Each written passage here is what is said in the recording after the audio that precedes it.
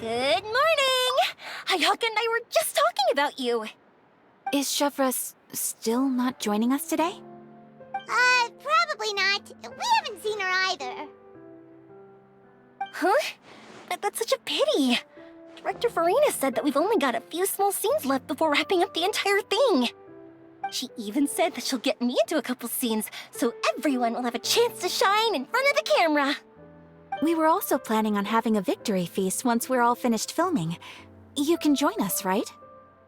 If only Chevros was here. I still haven't taken a photo with her. I'm afraid that can't be helped. Those special patrol folks are like phantoms when they've got a case on their hands.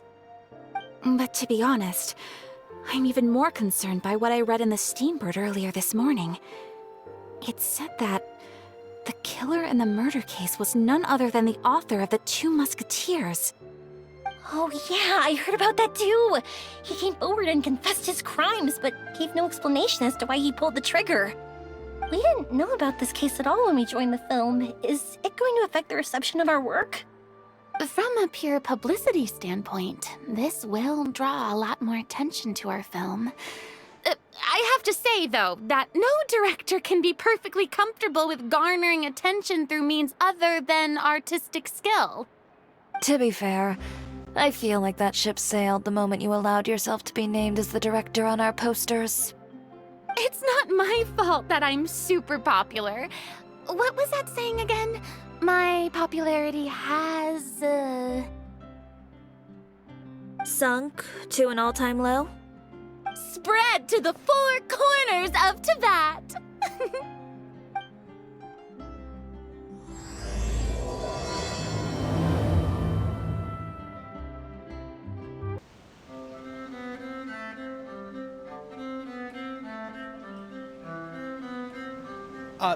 Excuse me, everyone. Xavier! Feels like it's been ages since we last saw you. I've been talking non-stop with the Film Association, and I'm absolutely swamped trying to coordinate the film's marketing. So forgive me for not being around more often, but please believe me when I say that I will make sure everyone's hard work gets the exposure it deserves. Oh, seems like you've been fighting your own battles. Yes, that's one way to put it. Oh, and before we begin the final round of filming, please allow me to finally introduce you to the original investor of our film, Mr. Morris. A pleasure to meet you all. Yes, glad to make your acquaintance, Mr. Morris. We've heard about the issues you've encountered with your financial situation, and genuinely hope that things have taken a turn for the better. Oh, well, the situation has, indeed improved somewhat. Don't worry, Mr. Morris. Accidents and last-minute challenges happen all the time. There's no need to blame yourself over it. The good news is that we're almost done filming now, and I would even say that this is the best story I've ever seen. Is that so? I see, that's great news. All right, now that we've gotten all the pleasantries out of the way, let's get this show on the road. We'll mostly be filming typical people and scenery from the streets today to improve the sense of environmental ambiance in some parts of the film. Oh, and there'll be a cameo for Mr. Kamisato and Miss Yoimiya as well. They'll be used to show outsider perspectives on the fates of the 2 Musketeers. That's right. Ayato should be here any minute. Excellent! Then let's start with the scenery shots. Camera and clapper loader, you're up. Yep, we'll be ready. Remember, all we need are some wide zoom shots of the streets. If you happen to find some particularly lovely patches of flowers and grass, feel free to grab some close-ups of those as well. Ready? Lights! Camera! Action! Okay, now move the camera slowly. Try to focus on that flower. What's wrong? Just adjust the focal length a bit. Something the matter? Huh? But wasn't it working fine for all the days before? try a different camera? No problem. How about this one? All right, let's give it another try. Lights! Camera! Action!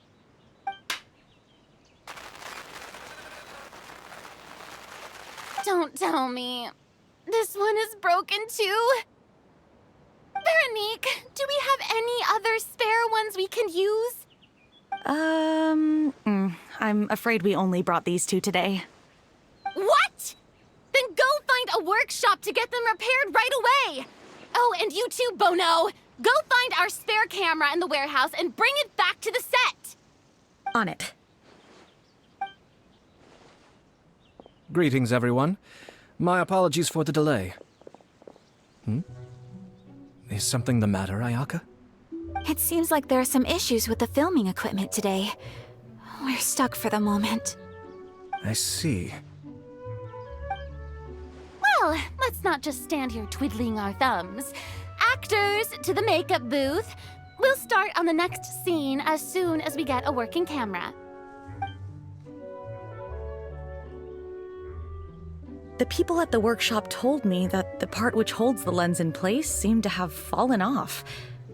That's super strange. It was perfectly fine just yesterday. Well, no time to dwell on that now. Let's get back to filming. Ahem! Quiet on set! Places, everyone! Lights! Camera! Action!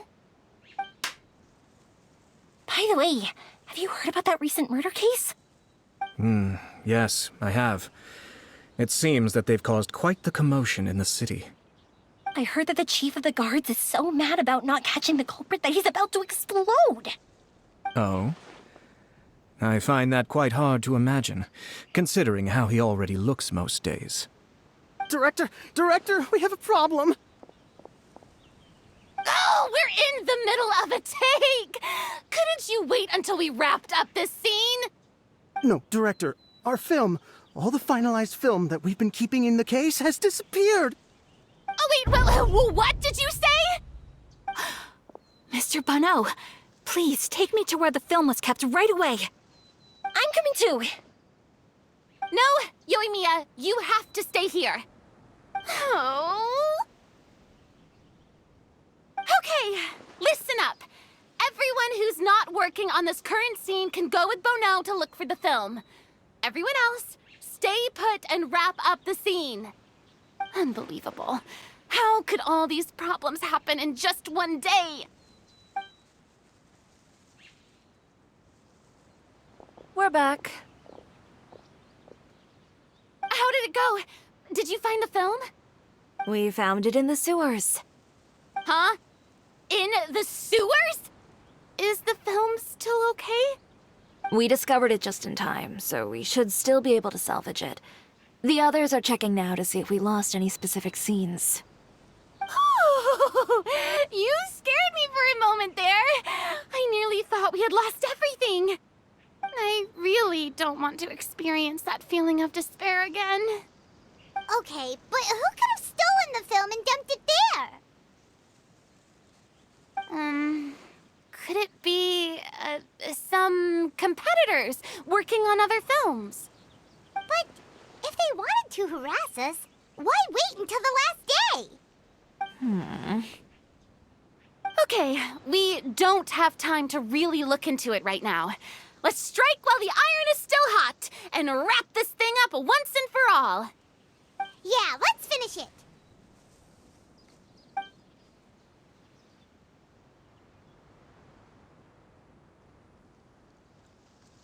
I would like to officially announce that our entry to the festival, The Two Musketeers, has now concluded filming!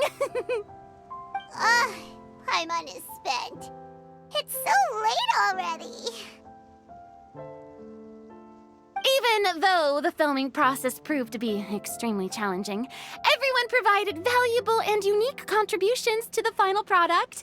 Thank you all for your dedication and support. And just like Director Farina, I would also like to extend my most heartfelt thanks to all of you. Really, you've all helped me so much. All right, right, let's save the awards speech for later, and hopefully also get some rehearsals in before the real thing. Anyway, now it's time to party! Let's all make our way to the beach and have a celebration feast so loud and fun that even the blubber beast will want in. Whoa, this place is hopping. Everyone's finally getting to relax after wrapping up the film. Have you ever seen a fireworks show, Mr. Morris? It's pretty amazing. I'm afraid I haven't, but I'll take your word for it. Let's go chat with someone. Oh, this is turning out to be quite the party.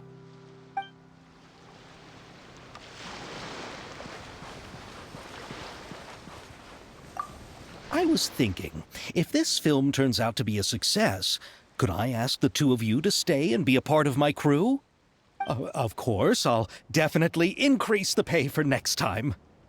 I'd be more than happy to, Mr. Xavier. Thank you for the offer, Mr. Xavier. But I've made some plans to go on a journey to the other nations once the festival is over. Is that so? Well, then in that case, bon voyage, Miss Veronique. Please feel free to get in touch once you've returned to Fontaine.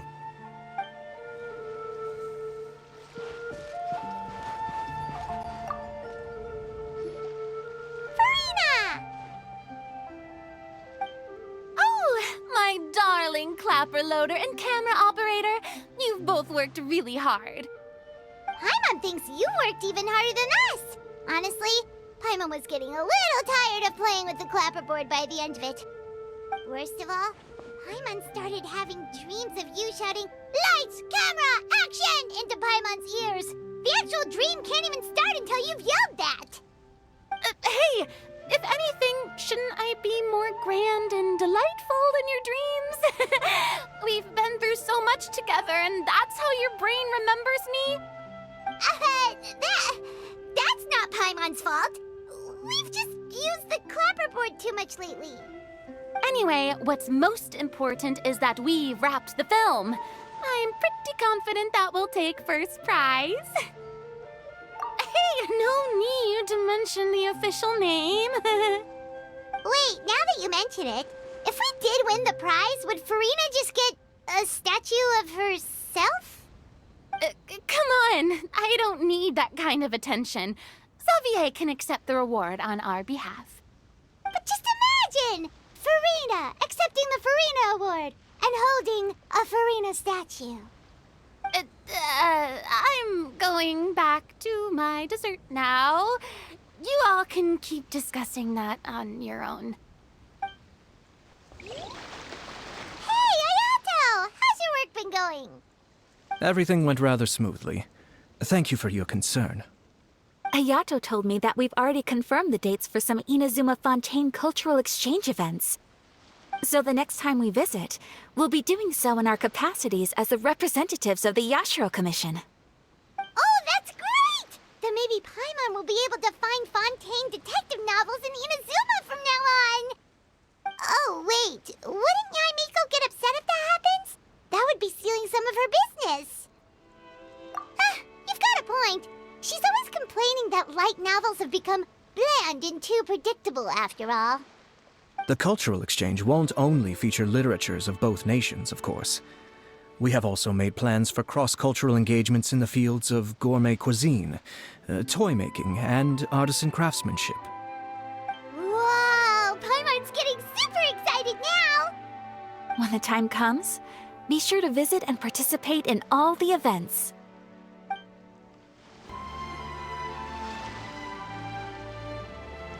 Chiori! Hey, you two. Are you not really into these kinds of big social occasions? Not particularly. But this is still better than Fontaine Fashion Week. But if this film becomes a big hit, people will definitely come flocking to your shop. Yes, that's highly likely. As long as the film can premiere as planned. Are you still worried about the case? That and all the obstacles we had to face today. You're right. It's as if all our bad luck just manifested at once. But why today of all days? No. No, it's nothing. We've already delivered the film to the editors, so there should be nothing more to worry about. How are you doing, Mr. Morris? You having a good time? Well, you could say that. Do you happen to know when the party is scheduled to end? Judging by how much fun everyone's having, I'd say probably not until well after midnight. Is there something that you still have to take care of at home, Mr. Morris? Oh, well, I'm just not a late night person, so I might take off shortly. Oh no! Silly me. I almost forgot something super important. Oh, what is it? I prepared a whole batch of fireworks for the party, but I forgot to bring them over from the warehouse. Fireworks, you say? Well, that's, truly a pity. Sorry things didn't go as planned. Could you help me carry them over, Mr. Morris? I won't be able to fetch all of them by myself. Me? Are you sure that you can't find anyone else? I just wanted to make this a surprise for everyone. The warehouse isn't far from here. We'll be there in no time. Pretty please, Mr. Morris. These are some of the best fireworks I've ever made. So I also want you to see them before you leave. They're stunning. I promise that they'll be a once-in-a-lifetime experience that you'll never forget. But...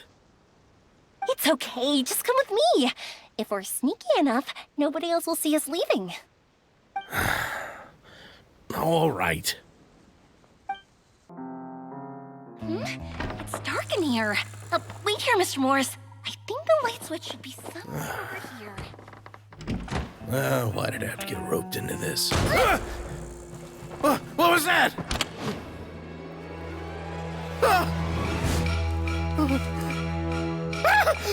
Who's there? Get me out! Get me out of here! Did you really think you'd get away, Morris?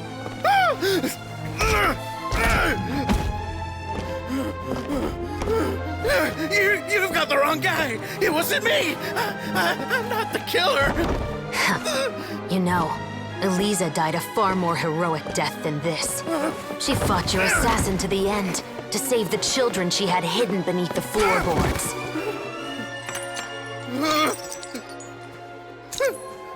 That is Eliza's pendant. The one with a photo of you two inside. The one you gave her. Ring any bells? It's a fake! It has to be! There's no way! No way your assassin didn't destroy it, you mean?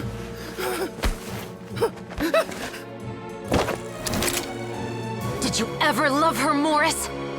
Or was killing her always the plan? No, please. Listen to me. I told Eliza to keep us a secret. I paid her plenty for her silence. I never thought she'd keep the child. Everything was gonna come out, and I had no choice. She'd force my hand. No! I'm begging you. I have money. Just name your price, please. You can keep your Mora, and you can go to hell.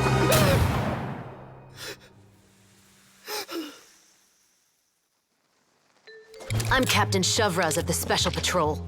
Morris, you're under arrest for Eliza's murder.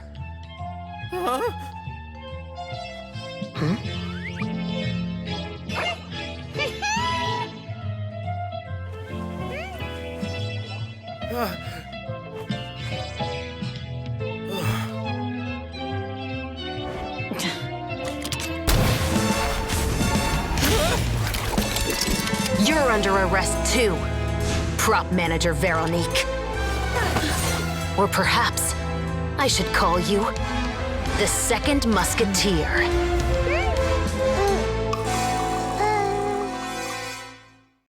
Wait, what's going on? This wasn't in the script. Drop the gun, Veronique. Why? Why would you keep me from exacting revenge on this heartless monster? Drop your weapon. This is my final warning.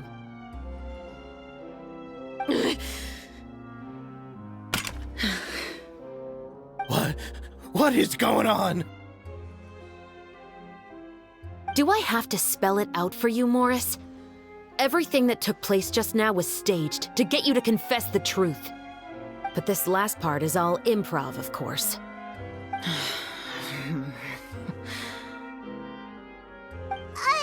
Chevres, you told us you wanted us to help you stage a play. You never said anything about the second Musketeer. It's because even I had no way to confirm my theory until now. Thank you for your performance, Yoimiya. Could I trouble you to go and bring in the other Special Patrol members? They should be on standby just outside. Oh, and please tell the other cast members not to worry about us. We'll be rejoining them shortly. On it!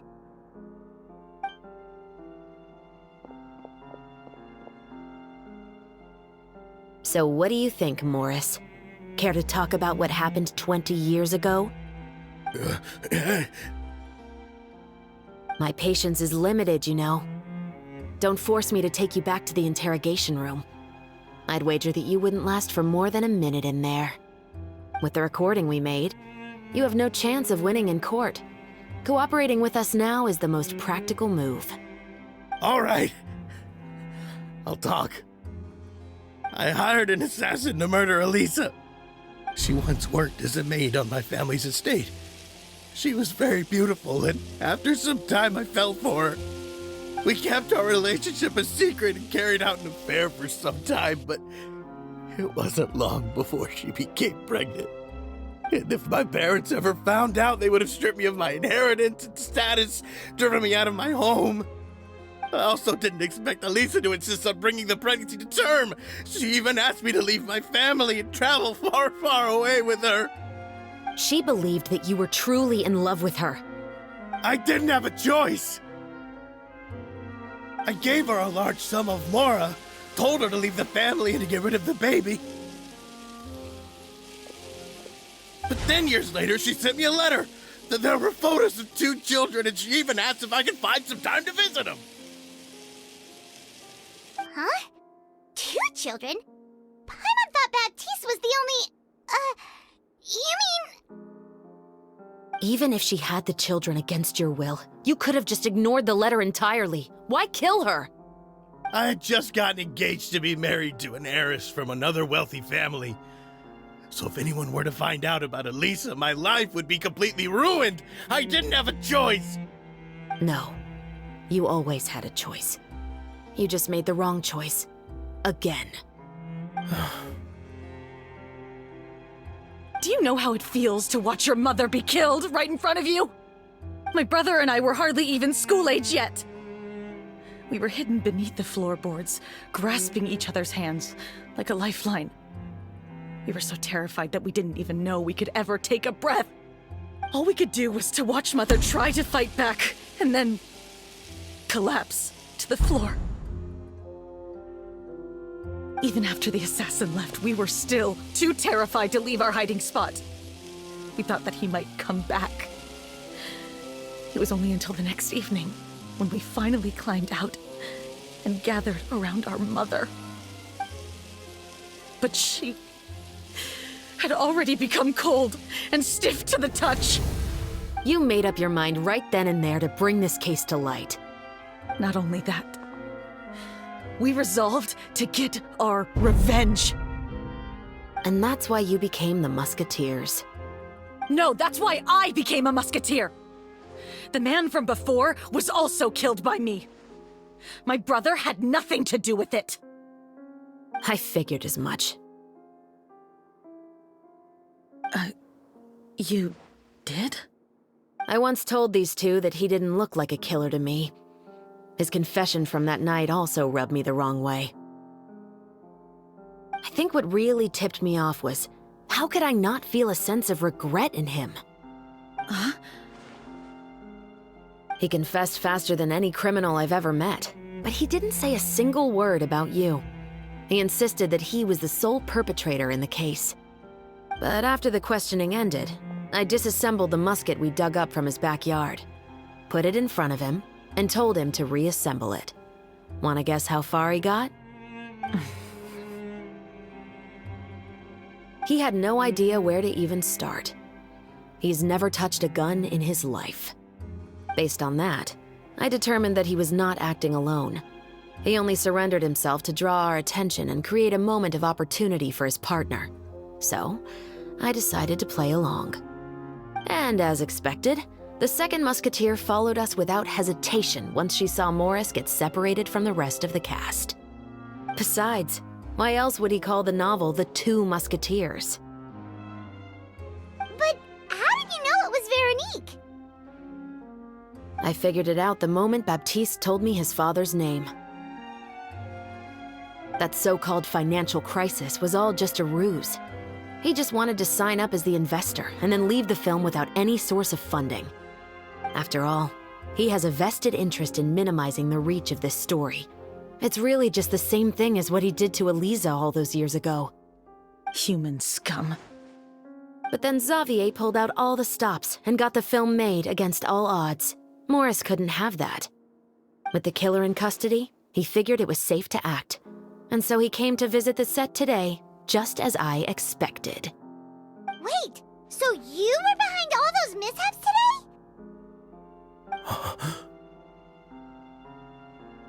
As for the identity of the second musketeer, I assumed they'd probably stay close to Morris and look for an opening. And if they already knew that Morris was the film's investor, then that narrowed the list of potential suspects as well. Furthermore, being the props manager would allow the culprit to avoid scrutiny by purchasing mechanical parts in the name of the crew. With that hypothesis in mind, I went back to check Baptiste's orphanage adoption records. Guess whose name I saw on the same page, just a few lines from his. My brother.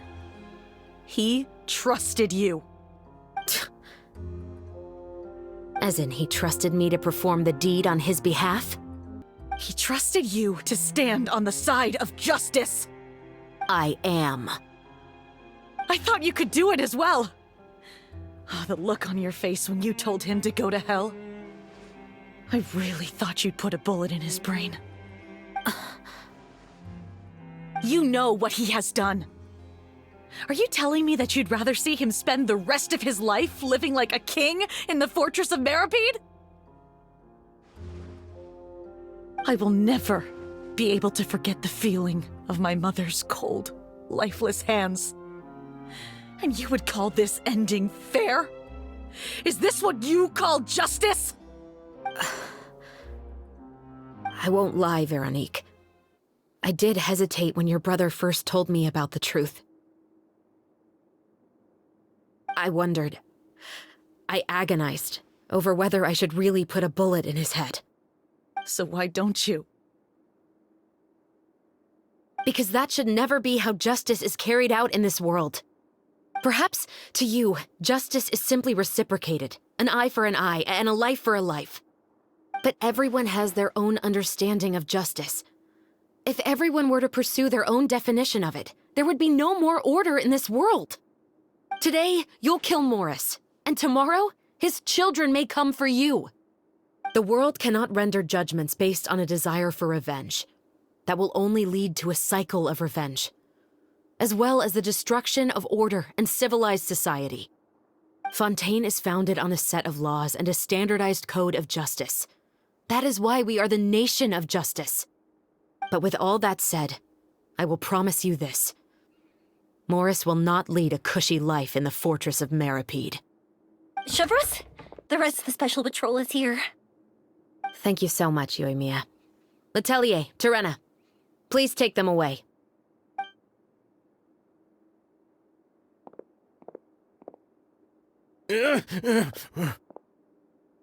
I still can't agree with your reasoning. I know. Justice has not been delivered. At least, not today.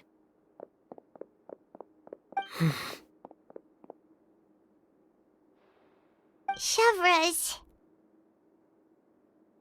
Let's go. We should give an explanation to the crew. Thank you for your concern. I'm fine.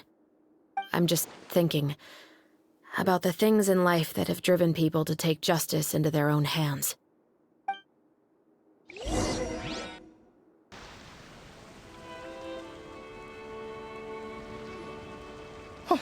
Who would have thought Morris would turn out to be I'm at a loss of words.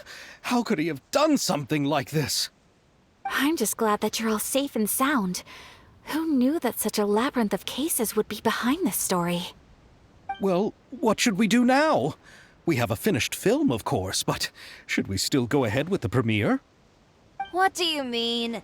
Shouldn't you be even more motivated to spread the word now that you've learned the truth? Chiori is right. I'd also like more people to see this story for themselves. But the real ending of the story seems to have deviated somewhat from the one in the script. Is that still acceptable to you, Miss Chevreuse? The call is yours. We still have time to reshoot an ending if that's what you'd like. No, it's fine as is. I like what we have for the catharsis. Romanticism is what gives works of art their appeal. Fiction is able to explore means of restitution that could never work in real life.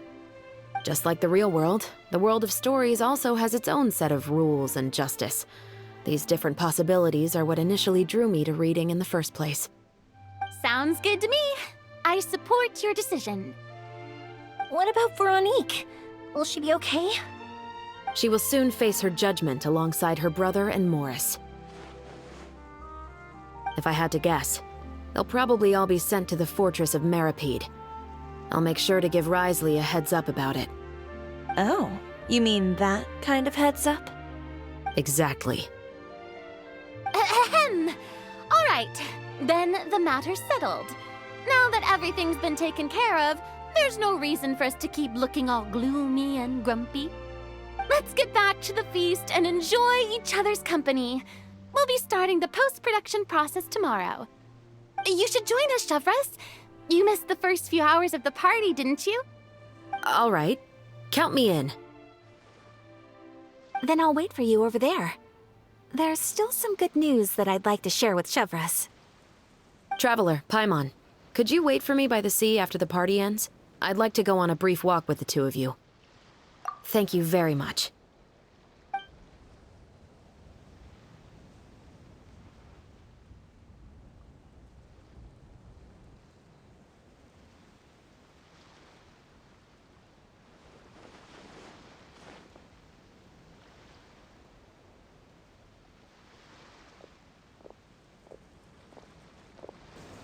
Sorry for the wait.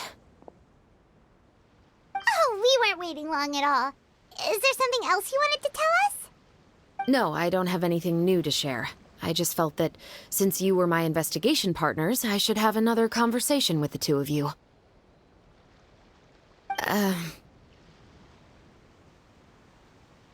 Traveler, how would you have responded to Baptiste's request if you were in my shoes?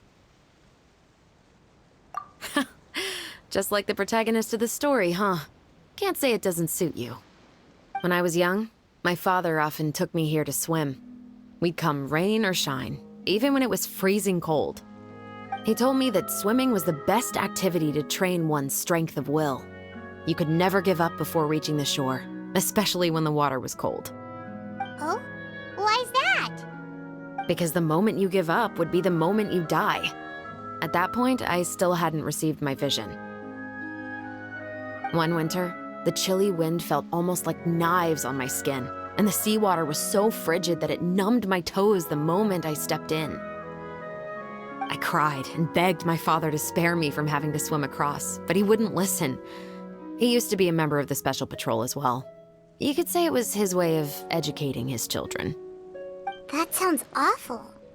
When he saw that I wouldn't stop crying, he just picked me up and tossed me into the icy water. The bone-chilling cold took away my senses. I couldn't feel anything but fear and rage. I waited for my father to save me, but one look and I knew he'd already started swimming for the opposite shore. I realized that if I were to give up, I really would die right then and there. I used all of my strength to try and catch up to my father. Those few minutes felt longer than my whole life up until that point. I did, however, make it to the other side. I've never felt afraid about anything in my life after that, nor have I ever cried again. That way of teaching would have never worked on Paimon. Yeah, I don't think that was the right method for anyone.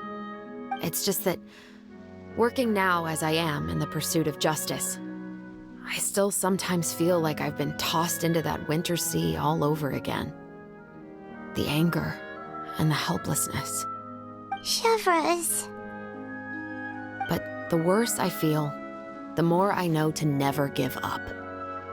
The alternative would be to forever lose myself among the waves. Anyway, how about a race? Neither of us will drown, but we can still see who swims faster. You guys go ahead! Paimon will grab the clapperboard to mark the start of the race. Whoa, that felt good. You were so fast in the water, Chevreuse! You were swimming even faster than Paimon can fly! So, about the Special Patrol, did you join because of your dad? Partly, but I'd say I was more inspired by the heroes I read about in stories growing up. Oh, so it's due to your love of stories. Of course, it was only after I joined the Special Patrol that I learned that truth is often stranger than fiction. Come on, let's walk a bit more.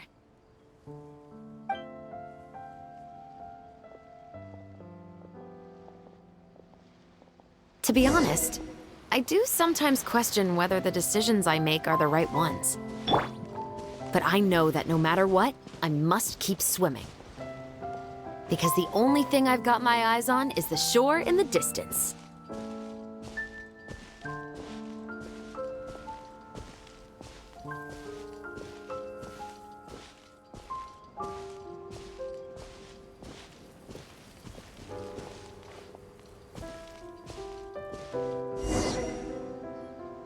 Thank you for coming on this walk with me. I feel a lot better after getting all that off my chest. Huh. We're nearly back at Baptiste's house. Huh. You're right. I didn't realize we were so close. He really did plant a lot of flowers. It's just like how he described it in the story. Huh? Wait. Paimon, Traveler, look! The rainbow roses in the garden. They're in full bloom now.